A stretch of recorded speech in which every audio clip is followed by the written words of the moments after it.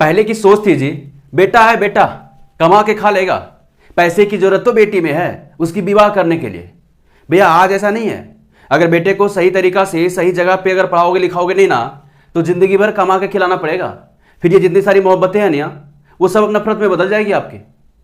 बेटी के लिए बहुत सारी योजनाएं आपने बना के रखी होगी, चलो ठीक है यार मान लेता हूं, बना के रखना चाहिए, क्यों ना रखोगे आप। लेकिन आज में ना इस वीडियो में एक बेटे के लिए प्लान करने वाले हैं कि आप अपने बेटे के लिए कैसे प्लान करोगे, उसकी एजुकेशन को लेकर के, उसकी लाइफ स्टाइल को लेकर के। ये पूरा वीडियो आज उसके लिए ही होने वाली है, क्योंकि बेटे के लिए आपने प्लान कर रखा होगा। और मैंने पिछले वीडियो में बताया भी है कि आप अपने बेटे के लिए कैसे प्लान करोगे, उसकी एजुकेशन को लेकर के, उसकी लाइफ स्टाइल को लेकर के, उसकी विवाह को लेकर के क्या प्लान करोगे, उन्हें वो सारी चीजें मैंने बता रखी है पिछले वीडियो में। तो आज हम इस वीडियो में पूरा बेटे को लेकर के बात करने वाले हैं कि आप अपने बेटे के कैसे किस तरह का एजुकेशन प्लानिंग करोगे, उसका पैसा किस तरह से आप इकट्ठा करोगे, आप उसकी लाइफ स्टाइल में क्या गिफ्ट करोगे, क्या देने वाले हो, उसका क्या किस तरह का प्लान करने वाले हो। तो ये सारा चीज आज हम इस वीडियो में डिस्कस करने वाले हैं। वीडियो जी बड़ी इंपॉर्टेंट होने वाली है, आज पूरा वीडियो आप देख लेना। देखने के बाद ना आप एक प्लान करना जरूर शुरू कर दोगे आप। चलो ठीक है, आज हम आगे शुरू करते हैं। देखो आज की मेरी जो वीडियो है ना जी, टॉपिक क्या है मेरा, future planning of son. Future planning of son. आज हम बात करने वाले हैं बेटे की भविष्य के बारे में, उनकी प्लानिंग करने वाले हैं, किस तरह से होने वाली है आज हम डिस्कस करने वाले हैं। ठीक है, तो आज हम दो कैटेगरी में डिसाइड कर लीजिए। पहला फॉर स्टडी, एजुकेशन को लेकर के बात करने वाले हैं, और दूसरा उसकी लाइफ स्टाइल को लेकर के बात करने वाले हैं। ठीक है, इसके बारे में डिस्कस करेंगे, इसके बारे में डिस्कस करेंगे। तो सबसे पहले हम लोग बात करने वाले हैं किसके लिए, स्टडी को लेकर के, एजुकेशन को लेकर के। तो स्टार्टिंग में अगर आप क्या होता है ना कि जब आप पढ़ाना शुरू करते हो बच्चे लोग को, तो क्या होता है कि आपका जनरली जो चीज होता है, लगभग 15 साल के बाद आपका पैसा खर्च होना, जो अच्छा मोटा जो पैसा खर्च होता है ना, वो 15 साल के बाद ही शुरू हो जाता है, मतलब 10th के बाद शुरू हो जाता है आपका। ठीक है, तो उसको कैसे प्लानिंग करोगे आप, चलो ठीक है देखते हैं। स्टडी के लिए अगर हम बात करें तो आपने सुना होगा ना, दिख रहा है यहाँ पे, सही सही दिख रहा होगा। ठीक है, रोशन देखो तो सही दिख रहा है ना, ओके सब कुछ सारा दिख रहा है इधर, चलो ठीक है ठीक है ठीक है।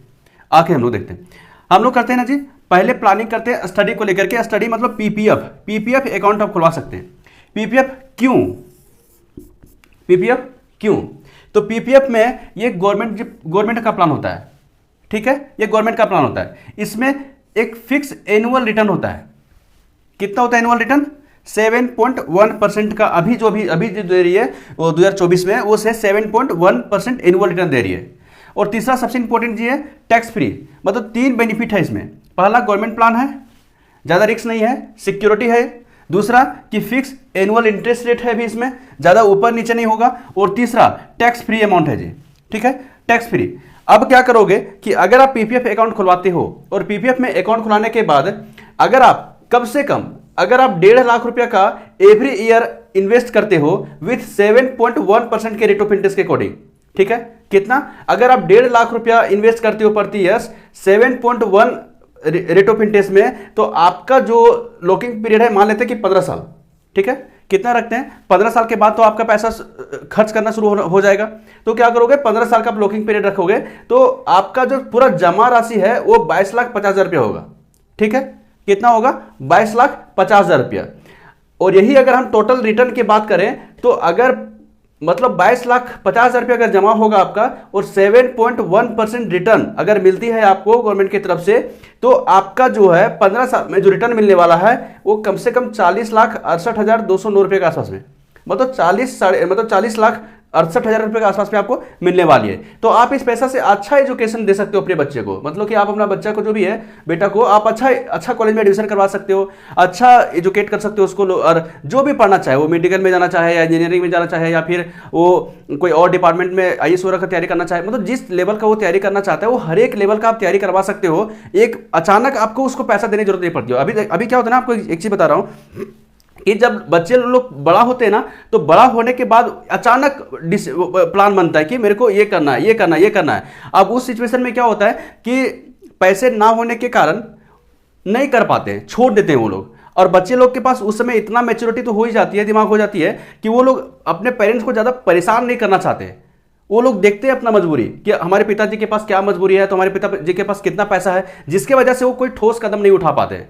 तो अगर वो उनके पास ये चीज हो, ये प्लान हो, अगर ये उनके पास अगर अमाउंट हो ना, तो हर जो भी डिसीजन है वो आराम से खुलेआम से ले सकते हैं और वो आगे करियर में बढ़ सकते हैं। ठीक है, तो यहां पे एक बार मैं फिर से देख रहा हूं कि अगर आपका 1,50,000 रुपया आप एवरी ईयर से आप इन्वेस्ट करते हो विद 7.1% रेट ऑफ इंटरेस्ट के अकॉर्डिंग, तो आपका टोटल जो जमा होगा 22,50,000 रुपया होगा। लेकिन अगर आपका जो टोटल रिटर्न हम देखेंगे तो 40,000-68,000 रुपये के आसपास में आपका रिटर्न मिलने वाला है। तो ये हो गया पीपीएफ की बात। अगर 15 साल के बाद आपको जरूरत पड़ती है पैसे की, तो आप पीपीएफ के जरिए आप पैसा जमा कर सकते हो और अपना एजुकेशन के लिए, अपना बेटे के एजुकेशन के लिए आप उसको निकाल सकते हो, यूज कर सकते हो। ठीक है, अब दूसरी बार हम दूसरी सेक्टर में बात करते हैं। देखिए, पहला मैंने यहां बात कर दिया, अब दूसरी सेक्टर में बात करते हैं फॉर लाइफ स्टाइल। या फिर लाइफ स्टाइल करने का मतलब है कि अगर आपकी बच्चा 30 साल 35 साल 40 साल का हो गया और आप उसे देना चाहते हो, कुछ गिफ्ट करना चाहते हो, जैसे घर हो गया या तो फिर कार हो गया, तो कोई ऐसा जगह फ्लैट दिलाना चाहते हो, मतलब उनको आप गिफ्ट करना चाहते हो, उनको कुछ देना चाहते हो आप अपने अकॉर्डिंग, तो फिर आप क्या करोगे, कैसे करोगे?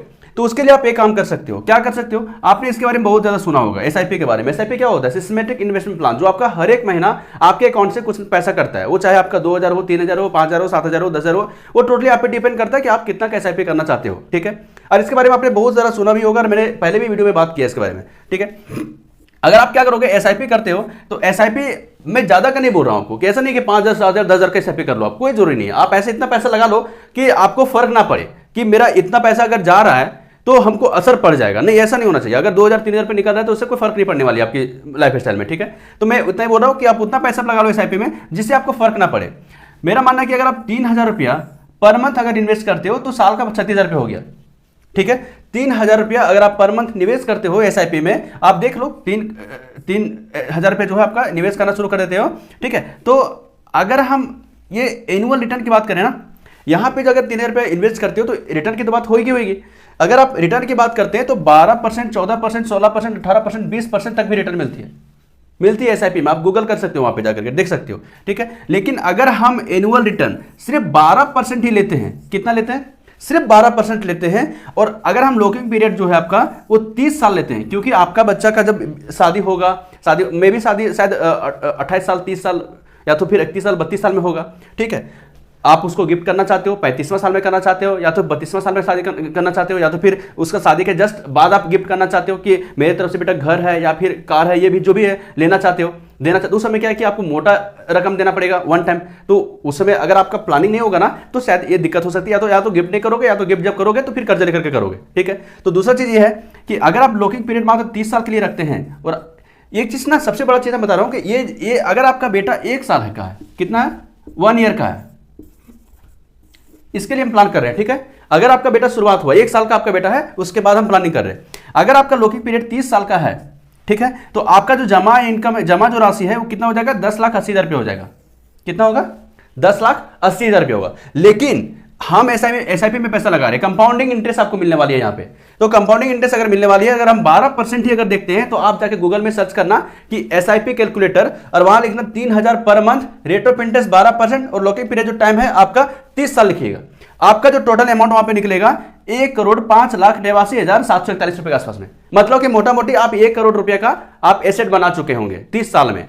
ठीक है, तो उनके लाइफ स्टाइल के लिए, आप अपने बेटे के लाइफ स्टाइल के लिए ये one of the best choice हो जाएगा, one of the best solution हो जाएगा, जिससे आप अपना कार भी दे सकते हो यार, 50 लाख के घर भी दे सकते हो, 10-20 लाख की कार दे सकते हो, मतलब कुछ भी कर सकते हो, अपने भी पैसा रख सकते हो, कोई दिक्कत नहीं है इसमें। ठीक है, तो ये दूसरा चीज हो गया कि उनकी लाइफ स्टाइल के लिए भी आप इन्वेस्ट करना शुरू कर दो। ये अगर आप 1 साल में भी, आप 1 साल की उम्र में आप अगर आप एसआईपी करना शुरू कर दिया, 3,000 रुपये भी एसआईपी करना शुरू कर दिया, तो इस रेट ऑफ इंटरेस्ट में ये देखिए, ये जो रेट ऑफ इंटरेस्ट होता है ना, ये बढ़ता है, घटेगा नहीं भैया कभी आपका। आप चेक कर लेना, आप देख लेना कि ये बढ़ता है, बढ़ते हुए भी मिलेगा। अगर 14% भी हो सकता है, 16% भी हो सकता है, 18% भी हो सकता है, लेकिन हम मिनिमम कम से कम लेके चलते हैं, क्योंकि रिस्क थोड़ा कैलकुलेट करेंगे, तो कम से कम भी अगर लेके चलेंगे तो मेरा जो इंटरेस्ट मतलब टोटल जो रिटर्न होगा वो कम से कम 1 करोड़ रुपए के आसपास में होगा। तो इस पैसे से हम अच्छा से कर सकते हैं, सब कुछ कर सकते हैं, बढ़िया से कर सकते हैं, उसको गिफ्ट अच्छा से कर सकते हैं। ठीक है, तो आज हम इस वीडियो में बड़ा अच्छा चीज बात की है कि आप अपने बेटे के लिए कैसे प्लानिंग करोगे, उनकी एजुकेशन को लेकर के और उनके फ्यूचर प्लानिंग को लेकर के। आई होप कि आपको बहुत अच्छा से क्लियर हो गया होगा, और आप भी आज के बाद अपने बेटे के लिए भी सोचना शुरू कर दोगे, और आपने सोचना शुरू कर दिया भी होगा। लेकिन बहुत लोग जो होते हैं, लोग नहीं सोच पाते हैं कि बेटे के लिए क्या करना चाहिए, बेटे के लिए तो क्या दिक्कत है, ये तो कमा के खा लेगा, पैसे के लिए, पैसा तो इकट्ठा बेटी के लिए करना होता है, लेकिन वैसा नहीं है। आप पहले भी मैंने बताया कि अगर आप सही जगह पे सही तरीका से अगर आप बच्चे को नहीं पढ़ाओगे ना, आप अपने बेटे को अच्छे से नहीं एजुकेट कर पाओगे, वो सही जगह पे नहीं पहुंचाओगे, तो वो एक प्रॉब्लम बन जाएगी, आपके लिए प्रॉब्लम बनेगी। उनके लिए तो प्रॉब्लम होगी, आपके लिए भी प्रॉब्लम बन जाएगी। इसलिए उनके फ्यूचर प्लानिंग के लिए आप स्टार्टिंग से ही उनके लिए सोचना शुरू कर दो, ठीक है? तो आपके लिए बेनिफिट होगा और उनके लिए भी बेनिफिट होगा। तो 2 चीज के बारे में हम लोग बात किए फ्यूचर प्लानिंग को लेकर के। अगर ये वीडियो आपको अच्छा लगा हो तो जरूर लाइक कीजिएगा, और इस चैनल पे नए हैं तो सब्सक्राइब कर लीजिए। सब्सक्राइब करने से क्या होगा कि हमारी भी थोड़ी सी फैमिली बड़ी होगी यूट्यूब पे। और अपने दोस्तों के साथ शेयर कीजिए, अपने परिवार के साथ शेयर कीजिए। ऐसे वीडियो अगर आप शेयर नहीं करोगे तो कौन सा वीडियो शेयर करोगे? रील्स जो होती है ना, ये कमर हिला करके डांस करने वाला, वो तो ठीक है, शेयर करना कोई दिक्कत नहीं, कर दो। लेकिन ऐसे भी वीडियो शेयर क्या करो आप अपने दोस्त के साथ, वो कभी नहीं बोलने वाले हैं कि आप क्यों शेयर किया, क्योंकि ये सारे एजुकेशन को लेकर के है। आप उनको नॉलेज दे रहे हो कि ये काम करो, तो वो कभी खराब नहीं बोलेंगे, वो अच्छा बोलेंगे। इसलिए आप शेयर करो उनके साथ। और मेरा फैमिली जो भी है यूट्यूब को आप बड़ा करो, इसको जितना भी है और जितना ज़्यादा हो सके बड़ा करो, अच्छा लगेगा हमें भी और अच्छा वीडियो बनाने में। चलो ठीक है, मिलते हैं और भी अच्छे शानदार कंटेंट के साथ में, नया टॉपिक के साथ में और एनर्जी और उत्साह के साथ में। तब तक के लिए धन्यवाद।